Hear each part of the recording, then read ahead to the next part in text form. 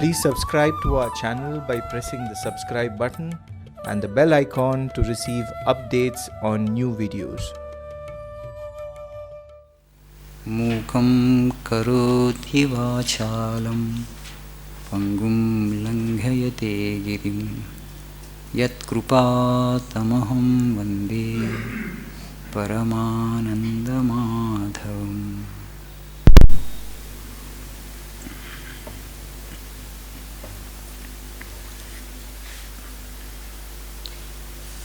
Just to recapitulate the summary of the last class discussion, human society is a graded organization. Swami said, human society is a graded organization, so no two individuals can have the same ideal. Different people have different perception of life, so they needed different ideals to work out. Though we all know that moksha is the highest ideal, you can't just thrust it on everybody. They don't understand.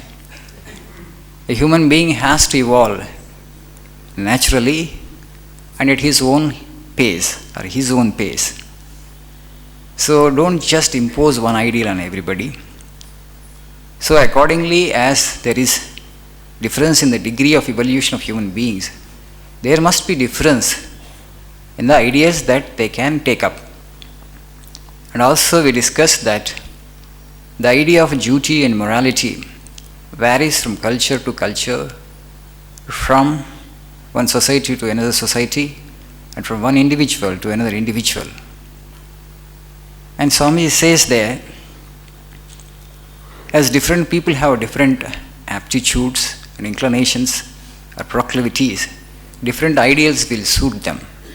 So our objective should be to help the individual to take up the ideal that is close to his heart, and at the same time we must strive to see that it is as close as to the truth, as close to the truth as possible.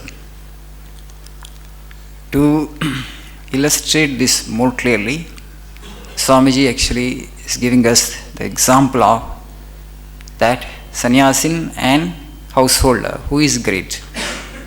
Which of the two is greater? Either sannyasin is great or a householder. So the king actually, who had asked this question, he asked to different people and different people said different answers. Somebody said that householder is great, and king wanted him to prove, and he could not prove. Then he said that you be a householder, you don't know who is great among the two.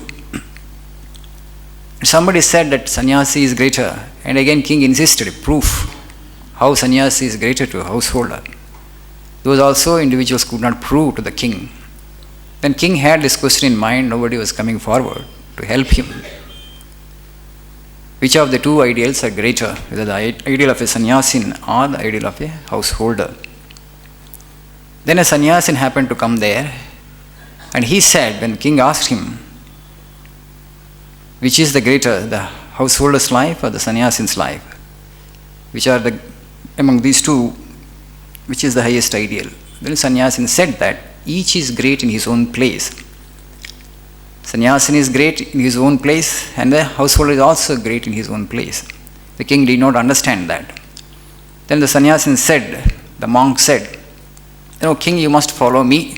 If you really want to understand the meaning of it, if you really want to understand the import of my statement, then you need to follow me. King agreed because he wanted to know which of these two ideals are higher ideal, the ideal of a sannyasin or the ideal of a householder.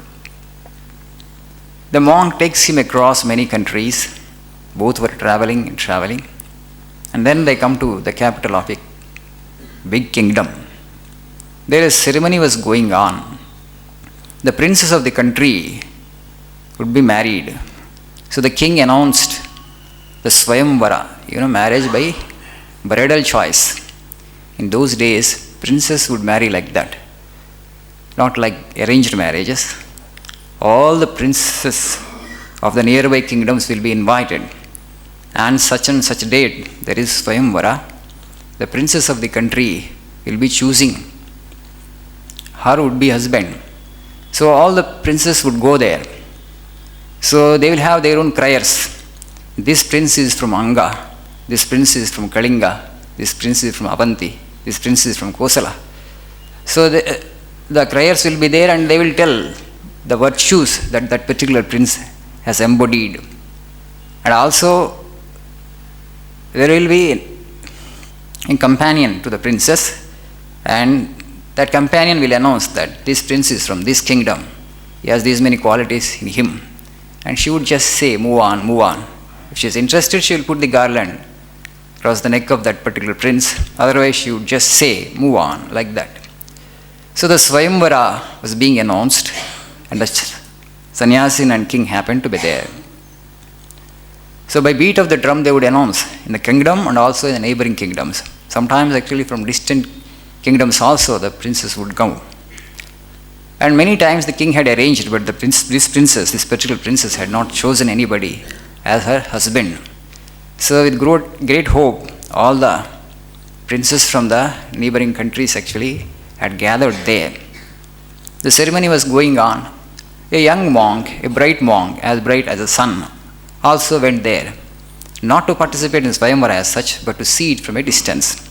There were onlookers, and he was also looking at that Swayamvara event. And this king and also the sannyasin who wanted to show the king actually among these two ashramas, which is the greatest, they are also there, part of that crowd. So the princess going around, and she did not like any of the assembled princes there, and she threw her garland upon this sannyasin who just went there as an onlooker. And then actually, what nonsense this? I am a sannyasin. I am not here actually to participate in the Swayamvara as such. I have come here as an onlooker. And he threw away the garland. And she again took the garland and again she threw it across his neck. But this time also he frowned and then he refused and he threw away the garland. Then the king thought that the sannyasin is a poor beggar. Because he is a poor beggar, he has no courage to marry my daughter. Okay. So probably this is the reason, because of his poverty, he is not coming forward to marry my daughter. So king says that, oh monk, you can marry my daughter because my daughter is interested in you. Along with my daughter, half of my kingdom also will come to you. Not only that, after my death, the entire kingdom will go to you. That means you will be the ruler of this kingdom if you marry my daughter. The sannyasin said, what are you talking, king? I am a sannyasin, I have given up marriage. How can you think of me marrying? This robe actually is a robe of a sannyasin. Once I have taken up this robe, how can I think of marriage? Don't you know the ideal of a sannyasin? So the sannyasin asked this to the king. And then thought actually it's not good for him to stay there. So immediately he goes away from that place. But this princess was adamant. There are so many princes from neighboring countries, young, handsome, okay, very rich and valorous. Different people had different qualities. But rejecting all of them, she actually ran after the sannyasin. So to avoid her, he had gone to near the forest. This princess followed him. But after going into the forest, that sannyasin disappeared because he was well versed in the forest paths. So he disappeared. She could not find him. And this king and the first monk who wanted to prove to the king, among these two, the ashramas, the sannyasin ashrama is greater, the grihastha ashrama is greater, they were also following the princess. And the monk actually whom she wanted to marry disappeared in the forest. And this sannyasin and the king followed her. And then she, unable to trace the monk whom she wanted to marry, she was sitting on a tree, dejected and depressed.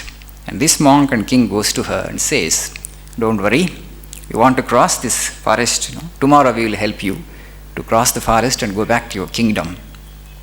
That night actually they wanted to stay together under the tree. Where else they would go? It was dark, pitch dark, it was night.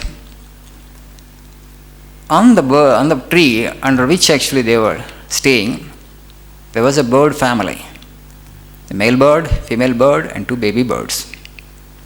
The male bird looked down and said to the female bird, today we have 3 guests in our house. Okay, it's winter. They must be feeling very cold. Atidhi Devo Bhava. Guest is like God. We must entertain them. They must be feeling very cold. they need fire. So saying that, the male bird flew away into the forest and brought some dry fagots. Then put them before them, and also little fire it brought from a distant forest fire or somewhere.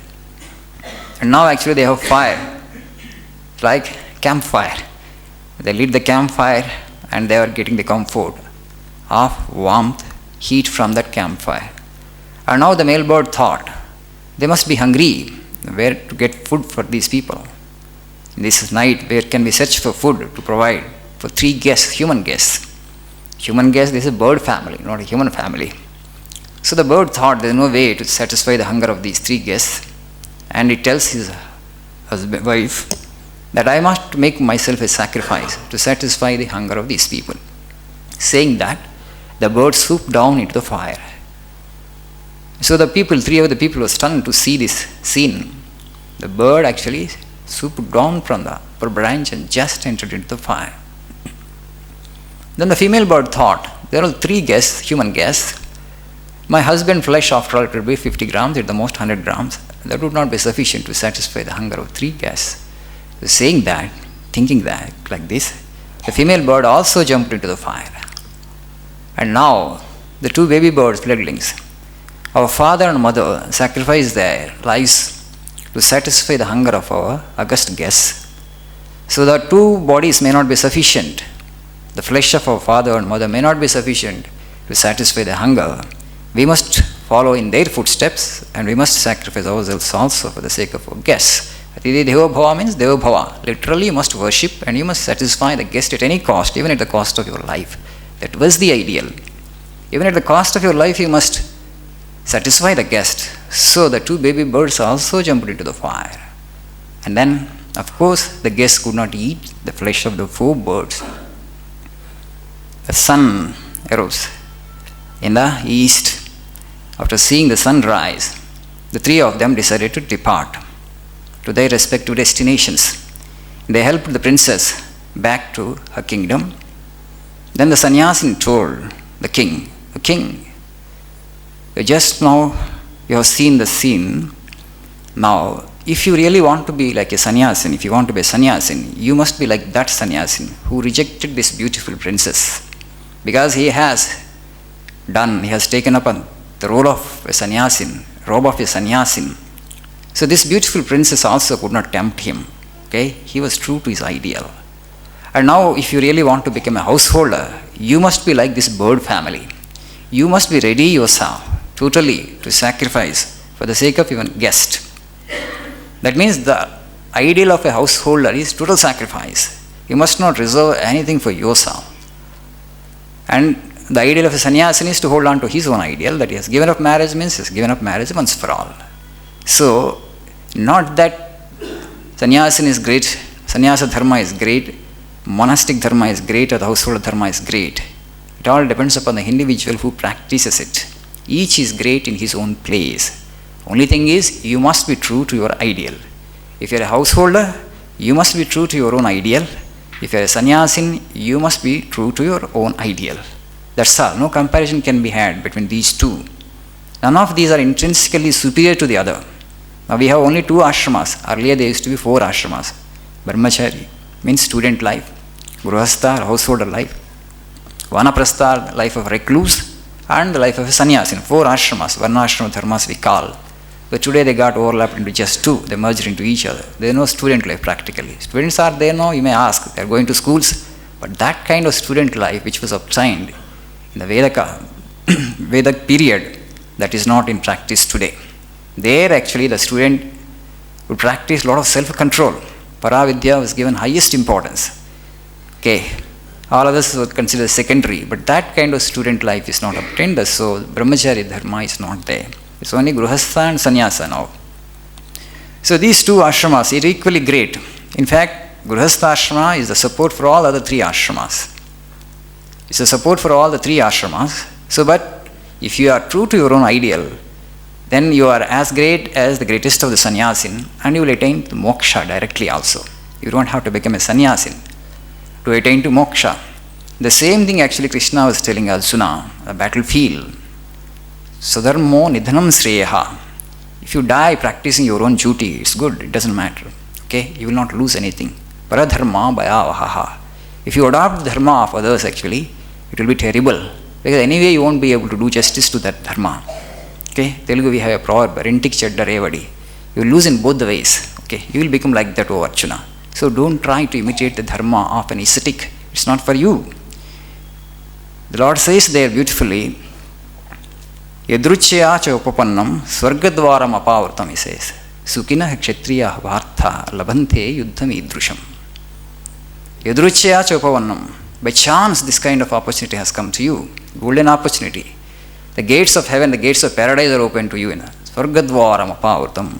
Sukina kshatriya vartha labhante yuddham idrusham. This kind of war, this kind of battle, okay, comes to only warriors, the kshatriyas, who had a lot of punya or merit to their credit. Not everybody would get an opportunity like this. This dharma yuddha. Do this battle. Go for this righteous battle. Hato va prapsasi sargam jitva va bhokshase mahim. Tasmad uttishta kaunteya yuddhaya krutanischaya, I say. Hato va prapsasi sargam. If you die in the battle, you will attain heaven. Jitva va prapsase mahim. So you will enjoy the earth if you win the battle. In both ways, you will not become a loser.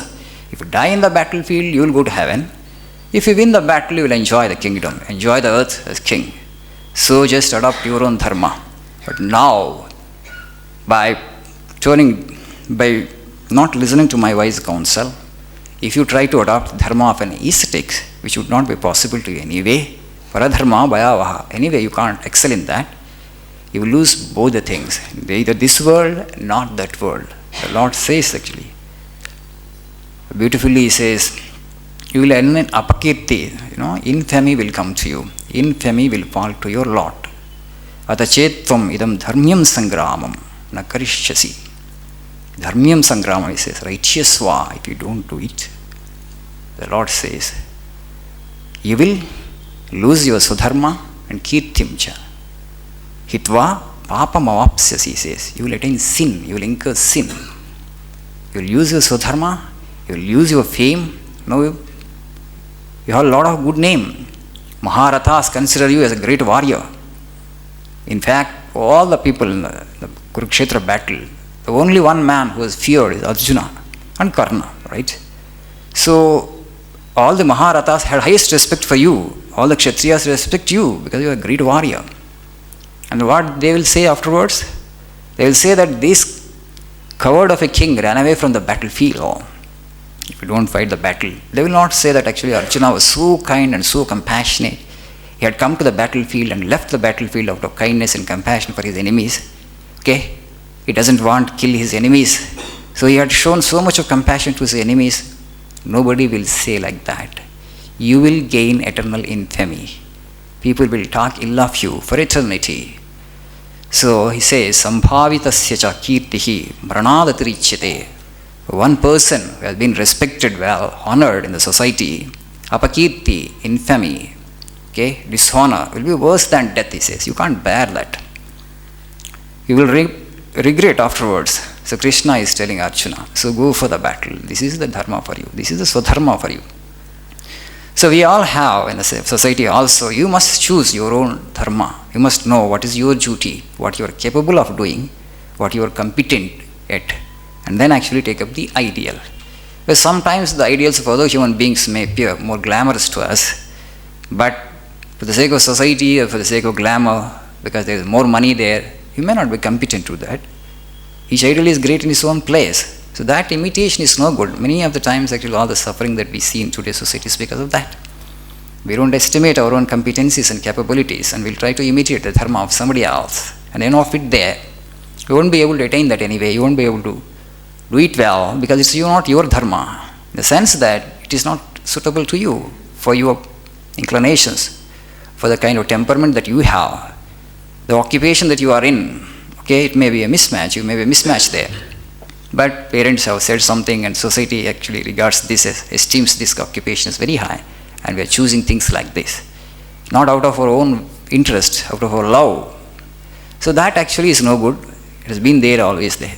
As we studied in the last class, The human being is composed of these three gunas, sattva, rajas and tamas. Our mind is made up of. If there is a lot of tamas in your mind, then you are fit for one kind of work. If they are fully rajasic, energetic, ambitious, and then if you are fit for one kind of work, if you are very sattvic, you are balanced in mind. Equilibrium is there in your mind. Okay, you are a nivritti margi in the sense that you follow the nivritti marga, where you turn your attention inward. You want to study yourself. You want to know the truth for yourself. You want to control your thoughts and emotions. You want to achieve mastery over your own self. That means that is possible only when you are endowed with sattva. Then your dharma is different. So now if you go for rajasic occupations, where actually you need to be busy all the time from morning to evening, but now you have a sattvic disposition, you will prove yourself to be a misfit there. You will prove yourself to be a misfit there because you will go mad after all. What else will happen? Your temperament is a contemplative temperament. You are contemplative by nature. Your disposition is like that. You are by nature indra. You want to study yourself. You don't want to be intensely active. You don't want to be in the midst of too many people. You know, some of the people, you just put them in the crowd and they are gone. They'll become, emotionally agitated. They get agitated. But all such people, actually, if you place themselves there, they will bring unnecessary trouble upon themselves. So it's very important. You must know your temperament. You must know your competencies and capabilities. You must know your mental disposition and choose occupations according to your capacities and capabilities and mental disposition. But we are not doing that today, and that's the reason actually there is so much of suffering. This is one reason. So what Swamiji wanted to tell through this story is that duty, you take up a duty and be sincere to that work that you are doing, that's all. You don't have to do anything else. Paradharma bhayavaha, don't try to imitate the dharma, the duty of somebody else. But today, unfortunately, in our country, the dignity of labor is also not there. Whereas then when you see it, that Vedic period also afterwards, Dwapara Yuga, when Krishna was there, they were talking about this Brahmana, Kshatriya, Vaishya, Shudra. Clearly, actually, these stations of life also, ashramas also, they never meant that one is superior to the other. All are equally good. All are equally worthy of respect. But only thing is just a division of labor according to the mental temperament. But in course of time, what happened? Somebody started appropriating that I am superior because I am doing a superior work. There is nothing like superior work or inferior work. In our body, actually, the legs will not say to the mind, actually, that I am inferior and I am superior, you are inferior. Or the mind won't say to legs that I am superior because I am doing actually work at a mental plane. The mind will not say this to legs because it's all part of the same body. So the society they consider like a physical body, and society needs different limbs. And Brahmana is one limb, Kshatriya is one limb, Vaishya is one limb, and Shudra is one limb. All the limbs are equally, are important. One limb is not superior to the other limb. Just as the parts in our body, they don't quarrel with each other, they don't actually argue with each other, saying that I am superior to you. But we also should not have done that. But as Swami says that human nature is selfish. So I am doing a superior job. You did not believe when I said first. I went on telling, I am doing a superior job, I am doing a superior job. You ought to believe, you ought to believe, you ought to believe. So over a period of time, what happens? I would hypnotize you. I have said it so many times with authority. If I have a little more power and I will assert it, if you resist and if you say no, you are not superior, then I might do something to you, some harm. Then I will say, okay, you are superior, I am inferior. So you keep on saying that I am inferior, so that now I assert myself more that I am superior. The occupation that I am in, or the work that I am doing is far superior to the work that you are doing. And that's how actually social divisions have come. It's just a mere division of labor over the period of time got degenerated into inferior calling and superior calling. And then actually we have paid a heavy price, not ordinary price. So much so that there was not free mingling of people of one calling or one profession with the other. And so, though it's such a huge country, the society actually was fragmented on these caste lines. And so this Advaita, whereas we preached Advaita all through the ages, saying that everything is one Brahman, everything is one God. But when it came to practice, we practiced so much of Advaita and so much of kind of untouchability. One is superior, one is inferior. Where is actual theory and where is the practice? The ocean of difference. Absolutely, there is no, any match between this practice and the preaching. And so we paid heavy price. The history bears testimony to this. And so Swamiji is saying not that one ideal is superior to the other ideal. how perfectly you adopt the ideal, how perfectly you do the duty that actually has fallen upon you. Okay, and that depends the superiority of your being. Your attitude that determines whether you are doing a superior work or an inferior work, not the work as such. Not the work as such. But today actually work decides us, like this is superior work, this is inferior work. It's very unfortunate. And now, the next chapter is the beautiful chapter. We help ourselves, not the world. The chapter name is We Help Ourselves, Not the World. And Swamiji begins with saying that every religion has three aspects: philosophy, mythology, and ritual. Philosophy, mythology, and ritual. Philosophy is the religion proper. It is the core, it is the essence. It is the abstract thing. If you understand philosophy directly, you don't need mythology or the ritual. Okay? But not every human being has the same capacity. Philosophy is very abstract. And so, you need to have mythology and ritual also. Every religion has it. But in Sanatana Dharma, we have these three developed to such an extent that we are so rich in terms of ritual, in terms of mythology, and in terms of philosophy. And now that has become our bane in a way. People are not able to figure out what this Hinduism is, Sanatana Dharma. How are we to understand? Hindu himself is confused. Okay, because there is so much. It is so rich. Why we have become so rich? How we have become so rich? Because that has been our aspirations. Spirituality has been our ideal, right? People meditated and thought, and okay, God alone is important. The one objective of human life is God realization and nothing else. And in this chapter, in the previous chapter, what is duty? Swamiji actually read out a few lines from Maha Nirvana Tantra to those audience who were listening to his Karma Yoga talk in those days. He did not tell on his own, he just quoted from Maha Nirvana Tantra. What are the duties of an ideal householder? Ideal householder's object in life should be God realization. And he must offer action, fruits of his action to the Lord. And he must earn his living by not telling lies and by not cheating others. He has a responsibility towards his parents, and towards his wife, and towards his children, towards his brothers, and towards his brothers' children. What is responsible towards parents? Parents are the veritable manifestation of the divine. They are emblems of God. And an ideal householder must take care of his parents, her parents, by not using harsh words against them, by not joking before them. These are all the rules. Mahanirvana Tantra, so do's and don'ts for an ideal householder. And if you have food and clothing and other things, essentials, first you have to share with the people, with your parents, your wife, children, and all the poor people. And then if something is left out, then you must enjoy. You must not get excessively obsessed with your physical personality, body. You must not pamper it. You must not indulge in food or clothing. They are all the rules for a householder. And a householder must protect his interest. The last class we discussed about this non-resistance also. Non-resistance becomes a virtue only to people who are highly evolved, for people like Buddha and Christ, or some people actually who has this God realization as his objective in life. Otherwise, you don't have the capacity to resist. And now you just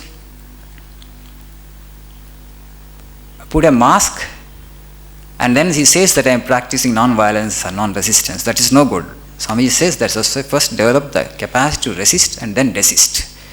First develop the capacity to resist and then desist. You know, in today's world, if you don't protect your own interests, if you are too mild, if you are too docile, okay, you will become a victim. Others will trample upon you. And whatever that genuinely belongs to you also, they will take away. Okay. This way, Sri Ramakrishna also tells through that story of snake. We all know the story. So the story tells that actually a householder must hiss. You may not bite others, you may not harm others' interests, that's not good. You must practice non-violence, but at least you must hiss. If you don't even hiss, the people will trample upon you, will exploit you. They will take advantage of you.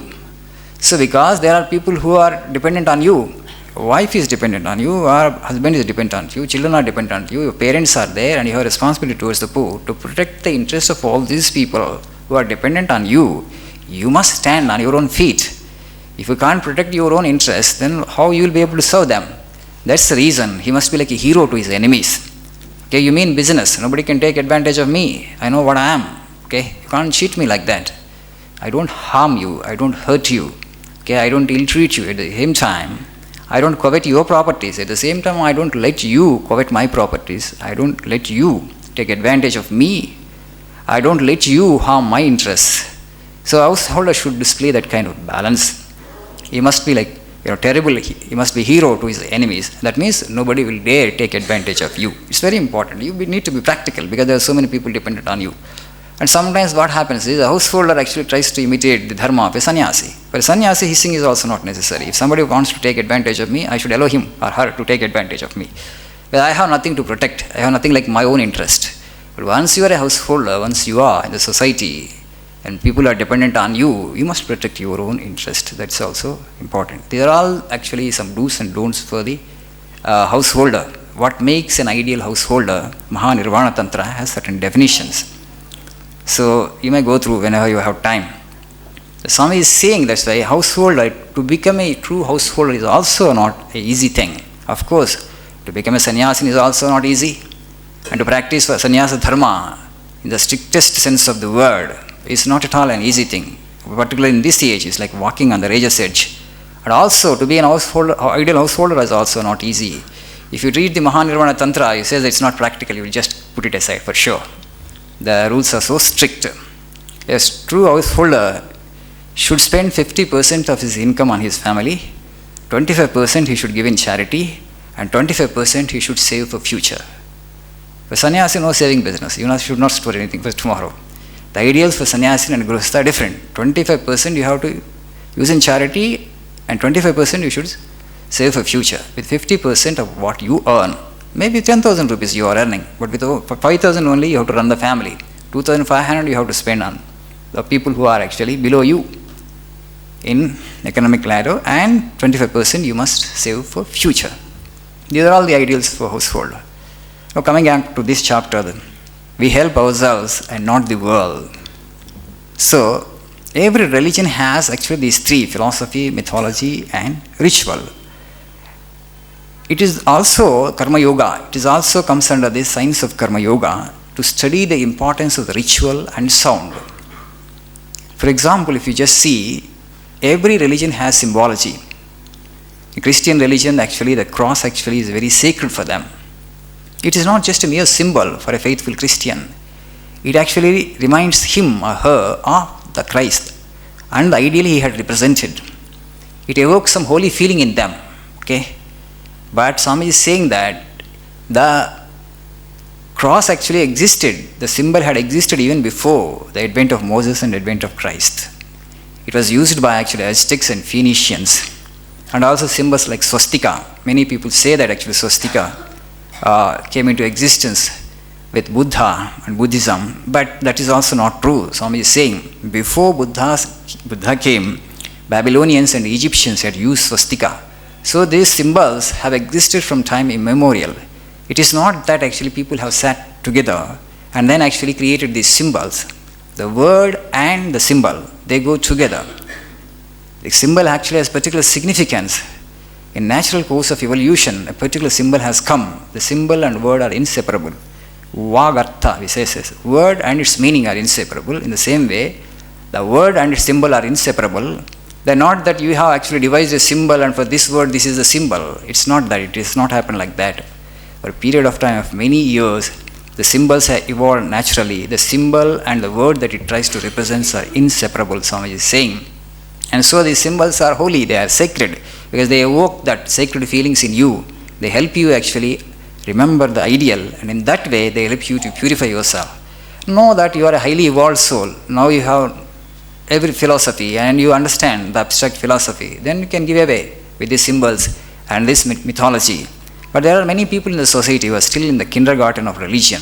If you directly give them the abstract philosophy, they won't be able to comprehend. But because they can't comprehend, now you can comprehend the philosophy, saying that this is all unnecessary paraphernalia.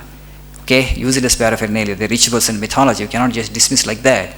Human society is a graded organization, as Swamiji has said. The different people need different ideals. They will begin with rituals, and then they will slowly graduate to mythology, and from then they will graduate to philosophy. Step by step they will evolve. Suppose temple is not there, for example. You just tell a child that God is everywhere. What does the child, what does it understand? God is everywhere. You just tell the child that here is God. The child will come. You just bow before. You may be a philosopher. You know that everywhere is God. I don't have to bow before the portrait. But you just show some reverence to the portrait, and the child just imitates you, your parent, and the child learns that there is God, there is a higher power. There is a higher power that is guiding the destinies of all the beings. Through that kind of culture, what happens? His ego actually doesn't grow just like that. Okay? There is a higher power always. I must surrender myself to the will of that higher power. That consciousness grows in the child, and he will be humble, and his mind will work in favor of him or her. If you say that if you are an atheist and if you don't believe in all the symbols and also in philosophy, then what happens actually? You have only yourself. Okay? Only that's empty vanity. And when you have that empty vanity and you don't be able to comprehend anything in this universe, so they are all needed. Rituals are necessary, symbols are necessary, temples, concrete structures are necessary. So they have their own value, okay, to help the individual who is in the kindergarten of religion to evolve spiritually. They have their role. Swami says, don't just dismiss them as unnecessary paraphernalia. Again, coming to word. Word is also very important. Symbols are important and words. The studying of these symbols, for example, if you go back to our Yajna-kanda, Karma-kanda portion of the Vedas, so how actually that Yajna-kunda has to be built, how many bricks are to be used, there is a science involved in that. It has not just happened like that. They thought and they meditated for many years and they have evolved that. And so that symbology, there is always a science about that. So Karma Yoga also deals with these rituals. Karma Yoga is a science which helps you to understand the philosophical significance of these rituals. This is also under the ambit of Karma Yoga only. And the next is word.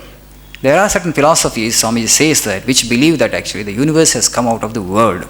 We believe it all the more in our culture. The root word for the creation of this universe is Om. First God thought about the creation and then he willed it. First thought, then will, then word, the Om, and then the gross physical creation has come into existence. What you see as a physical universe is the gross external manifestation. That's the reason Om is very sacred in this culture. Because just before the universe came into existence, the physicists are saying that Big Bang, through Big Bang actually universe has come into existence. When the Big Bang happened, what was the kind of sound? We don't know. Nobody was there, no human being was there at that point of time to hear, to record. So our people, through meditation, they have discovered that before the universe came into existence, there was a primordial sound. That sound was this Om. And by repeating this Om, you will slowly actually trace your steps back to the divine from which the whole universe has come into existence. First God's thought, and then will, then Om, the word, and then finally the physical universe has come into existence. Behind the physical, there is the subtle essence. What is that subtle essence? This is Om. So by repeating Omkara, you will go back to the core of the universe, the source of the universe, the substratum of the universe, that is God. So these words also have a lot of spiritual significance. And also, just forget about the philosophical importance and significance of words. In our common day-to-day world, everything actually, words have so much of power and they play such an important role. If somebody praises you, somebody says that you are a genius, you will get elated. Yes or no? But somebody says you are a genius, you get elated. And somebody says you are a fool, what happens? The reaction is quite opposite. What is this word genius? It's just a sound. What is this word fool? Just a sound. Okay? It's just sound. You just see how much of reaction happens within our being. What role the sounds are playing in our role, in our lives. We are not particular, we are not conscious. Karma Yoga is a science which helps you to deal with these sounds in a scientific manner. Tulya ninda stutihi mauni, the Lord says, Tulya ninda stutihi, somebody who is equal to praise and blame, the Lord says he is a hero. Okay? If somebody praises you, says that you are a genius or is a great man, I'm absolutely calm. I don't lap it up.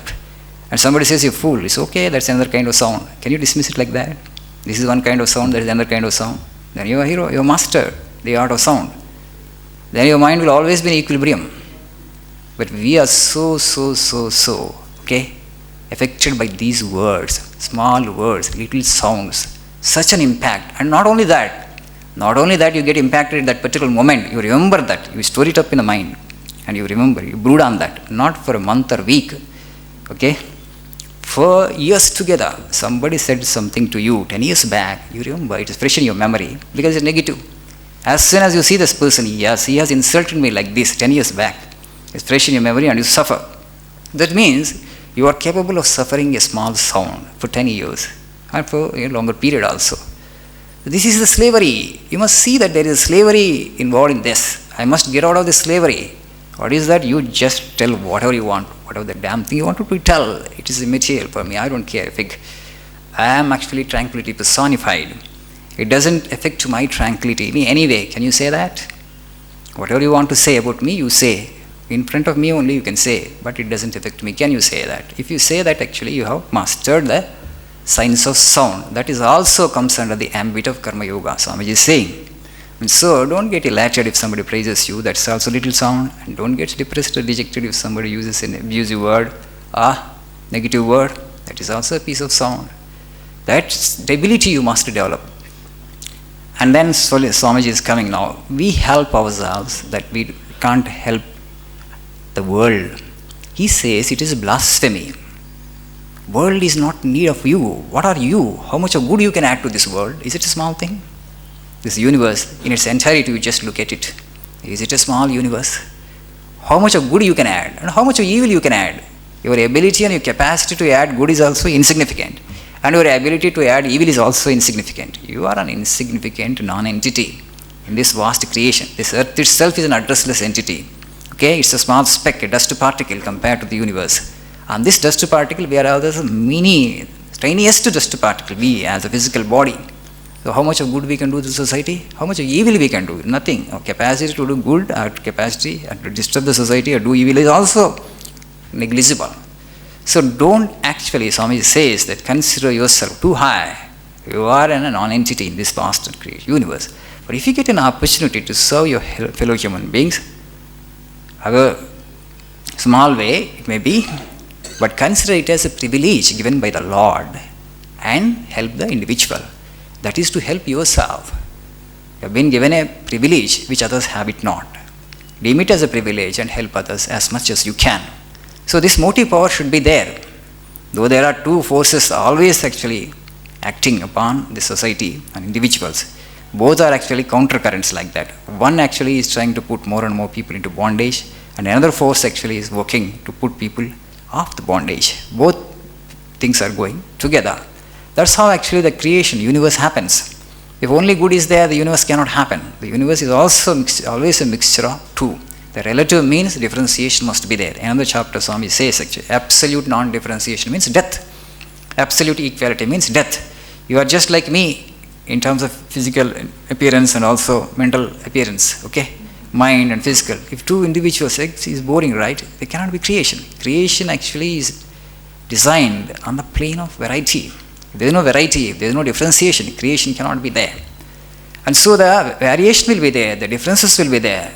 For so many ages actually, for so many centuries, we have been striving to create an egalitarian society, to create a society where everybody is happy. Nobody has any wants, nobody has any, any kind of suffering. From the very day, okay, when man appeared on this planet Earth, since then the effort has been going on, but still, have we succeeded? No. Swami says that you have just shifted the pain from physical plane to mental plane. As a race, as a generation, as far as physical comfort is concerned, we are the best. Okay, no other generation which lived before us had enjoyed this kind of comfort which we have. But as far as psychological suffering is concerned, and no other generation, okay, had experienced as much as psychological suffering as we experience it today. Okay, physical things are there, so much of comfort, so much of luxury is available, even to a poor man also. That's why he says that some amount of good and some amount of evil in the society, in the world, always the same. Does that mean that you should not do anything to alleviate the suffering of people? No. You must try your best, and you must try as much as you can. By doing that slowly, you are actually trying to perfect yourself. He says the world is like a dog's curly tail. You won't be able to straighten it, but you must strive to straighten it. It may appear a little paradoxical. Okay, you can't straighten it, but you must strive to straighten it. In the process, you get straightened, he says. You understand the meaning of the world, you understand the meaning of the universe. But don't become pessimistic. The world will always be like this. What should I do? What should I do? No, you should have that motive power to do good to the society. You must work ceaselessly and strive ceaselessly to do good to the society, because that's a good motive power that purifies you and brings you closer to the truth. So for your advantage, the whole universe, the whole phenomenal existence, Swamiji says, the whole of nature is to educate the soul. Soul somehow has been trapped, somehow actually has gotten into this bondage. We are imprisoned in the bondage of, in the cage of body and mind. Our true being is the spirit. Can the finite ever imprison the infinite? No, it's not possible. We say that Atman is in bondage, Jivatma is in bondage. How? Atma actually is the infinite. How this infinite consciousness has become limited by these upadhis? It can never be. The finite can never put the infinite in bondage. The finite can never bind the infinite. But apparently it is true that you understand only after the final experience. So it's all actually in fun, it's all in sport. This, the infinite actually has limited itself, as it were, through these upadhis, body and mind. And to get out of these upadhis, to liberate the physical, to liberate the infinite, to liberate the soul, to liberate the consciousness from the stranglehold of mind and body, from the stranglehold of these upadhis, selfless service is one of the best means. So by serving others, actually you grow in consciousness. You come closer to the truth. The spirit that is in you actually will get awakened slowly, slowly, slowly. You feel it for yourself. Day and night think about others' welfare. How can I actually mitigate the suffering of others? Constantly. In the process, you forget yourself. You will let go this little individuality.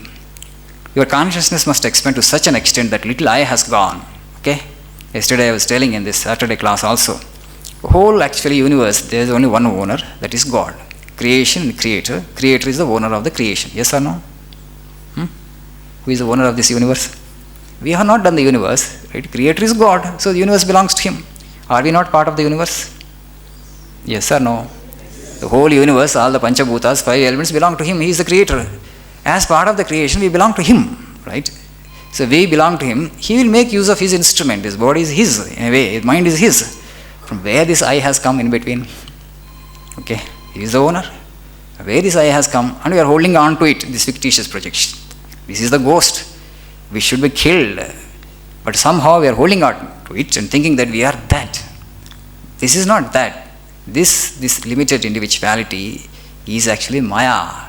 And we should not show any mercy to this limited individuality. You mercilessly trample upon this limited individuality, and then slowly you will grow towards your universal individuality, supreme individuality. For that, selfless service is the means. And Swami says that you should not even expect gratitude. You have helped somebody and you expect them to thank you. That also should not be done, he says. Then you are a slave. They won't thank you. Then you will feel miserable, right? You have done something to somebody. You have expected something. You may not have expected anything, other kind of rewards, okay, gifts, praise. But at least you should thank me. Sometimes people say, I have done so much. The individual has not even thanked me. He has not even the courtesy to thank me. So much of help I have done. This is also another kind of slavery. Once you do something, you should not expect anything in return. If you expect anything in return, it is gratitude, and then you are a slave. That gives you pain. So don't be a slave, Swami says. You help for the sake of help, that's all. After all, whom you are helping, all others whom you see as separate from you, they are part of you. You just bring a little Advaita. Okay? I am you in another body. Okay? When I help you, I am helping myself. You are part of me. So if you bring Advaita, I am not helping anybody in the world. I am helping myself, because everybody is part of me. I am in everybody. So either bring in that Advaita, or if you are Advaita, don't expect any gratitude, any kind of thankfulness also from the individuals who have benefited from you. If you expect that, if you don't give you the gratitude that which you are expecting from them, if they are not expressing that gratitude, then you will feel miserable. This is also a kind of slavery. So Karma Yoga is that science which teaches us how to do work. Okay? This world is a wheel within wheel, Swamiji says. There is no way, there are only two ways. One is, you can just be off from this wheel, which is not possible. That may be possible for 1 in 20 million. The people who don't want to anything, have nothing to with the world, like jnanis, neti marga they follow. So I don't care even to preserve this body. So they were so strong in jnana, they would not even care to preserve this body. Okay. But now actually you have started on the premise that I am this body and I need to preserve this body. Jnani is pure Jnani. He don't even care to preserve the body. If food comes and I will eat and support the body, if food doesn't come, I will starve it to death because it's Maya. I want to give it up. Mind and body are unnecessary appendages. If I actually give them up and I'll get into my true existence. So they don't care. But that kind of vairagya, 1 in 20 million will have. As we don't have that much of vairagya and dispassion, we want to be in the wheel. There's no other way. It's not that we have been given an option. We have to be in the work machine and then we should know how to work to our advantage. That is actually the secret of work. So that is secret of work is doing the work without any attachment. And when you get an opportunity to help others, to serve others, know for sure that you are helping yourself but not helping others. Others have given you an opportunity. If you give something to a beggar, don't think actually, beggar, actually I am superior to you, I have more money than you, and just don't throw some 10 rupees or 20 rupees at his face and say that, okay, I am superior, so you are inferior, you are so poor, I am showing kindness and compassion to you. No. You must be grateful to that beggar because he has allowed you to practice your kindness and practice your benevolence. To practice charity has given you an opportunity because by practicing the charity, you have been benefited. Okay, you are the beneficiary. So you must be thankful to the receiver always. That's why Swami says, is the giver who is the blessed, not the receiver. But always we expect the receiver to be thankful to us. So if you get an opportunity to help whichever human being in however small a way, but always know that actually it's you who are the beneficiary, it's the giver who is the beneficiary, not the receiver. Once you have this understanding, you don't care whether somebody praises you, somebody doesn't praise, somebody shows gratitude or not. You just work for the sake of work. You have liberated yourself from this bondage, from the slavery of expecting something in return. Once you get established in that kind of work, this work itself liberates you, brings you to the truth. Brings you to the truth. The work itself becomes a kind of meditation. You don't have to meditate separately, closing your eyes. It gives you the same peace and ananda that a yogi attains through meditation. So a karma yogi also attains to that, which actually a meditative man, a contemplative, attains to the truth. Ultimately the goal is the same, but the paths are different. As we are in the world and we all have to work, and there is no other option, you only need to know how to work. Once if you know the secret of work, and you will be able to do tremendous work, because you are free from calculation of loss and gain.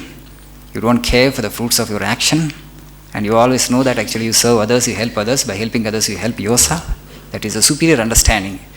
And then when you get out of this slavery, then you experience what is true freedom. You go beyond the mind.